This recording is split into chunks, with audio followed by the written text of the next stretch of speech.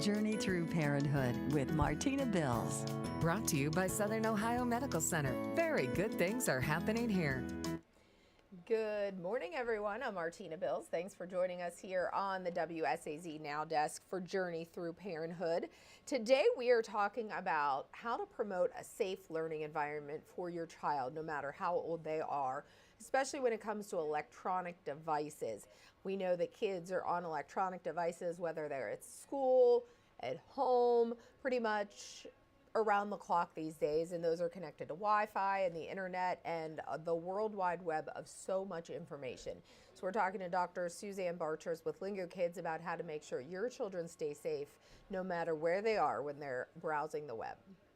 The practical matter is in school, they're using screens and they try very hard at schools to make sure they're safe sources. But the kids are generally smarter about getting around the restrictions than we are. So I think that it's important as a parent to say to the kids, you know, I got onto my email and there was this email that I just wasn't comfortable with, or a link was sent to me on the text with no explanation.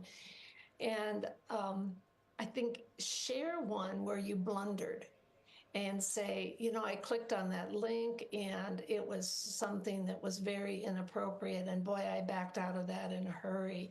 And has that ever happened to you? Or have you ever had a message from someone you don't know and they say, let's be friends? And let's talk about all the things that can go wrong with making a friend over the internet. And you have to make that age appropriate. You're not going to say to a 3-year-old, talk about predators directly.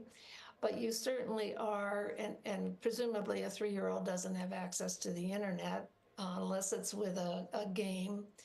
But even with a game that's using the internet, that's a closed environment, sometimes things happen and kids hit the wrong button and all of a sudden they're out of that and into something else inadvertently.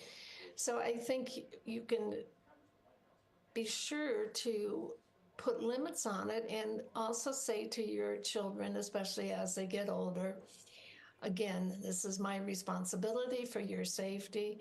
I'm going to snoop. I'm going to check up on you. So I'm going to look at your browsing history, and you cannot have a password without my knowledge. And this is just the way it's going to be, or you lose your privileges. So I think we have to be kind of tough with them and just say, this is the way it's going to be. And I know, that's interesting because I've had these conversations with friends that are parenting the same, age of a child that I am. And, we've heard that some parents say, once they give their child that phone, that's theirs and that's an invasion of privacy if they were to look on, and some people, everyone's, entitled to their opinion.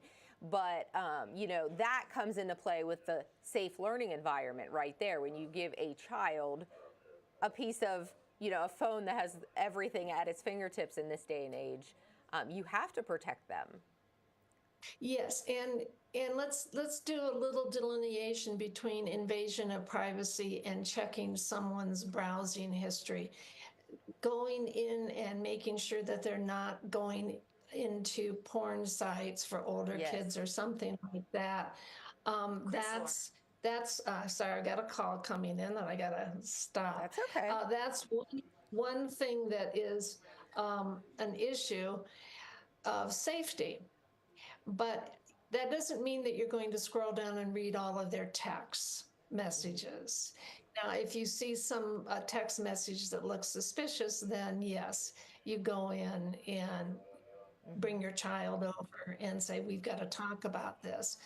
But I think you have to make that clear with the child what your purpose is versus just snooping for the sake of snooping to invade your privacy, And that goes back to your job to protect them as a parent.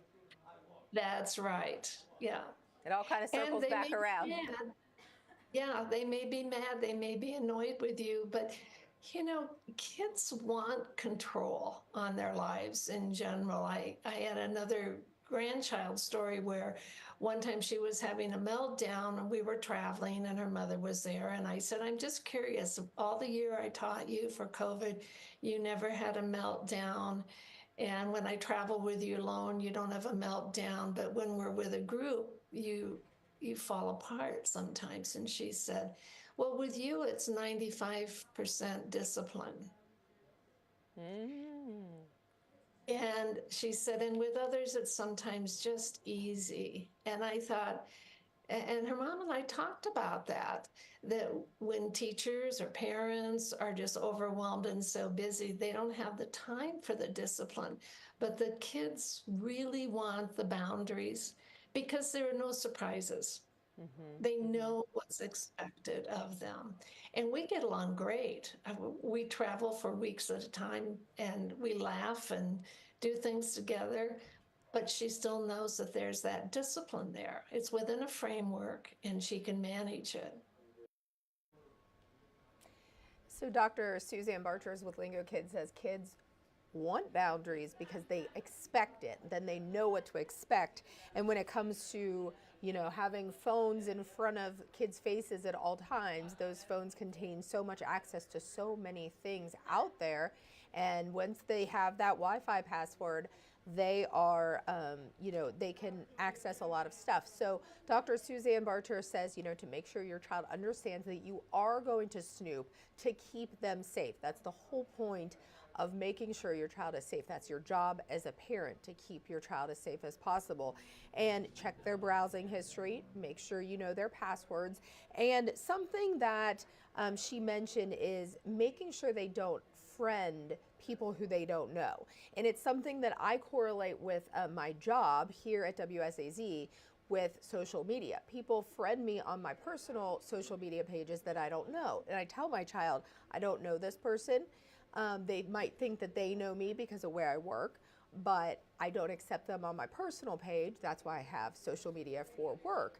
And I try to explain that to my child so she understands just because someone wants to be your friend, if you don't know them, that can become dangerous. So a lot of good information. Dr. Barchers is always such a good resource to talk about as parenting, grandparenting.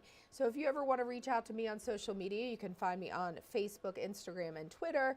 You can send me story ideas, or if you just want to chit chat about parenthood things, feel free. And I hope you enjoy this last week of winter. Brandon Butcher said it's going to be very nice out there today, and I can see the sun shining through our blinds here in our newsroom. So enjoy it, and spring will be here before we know it. Good, Liz.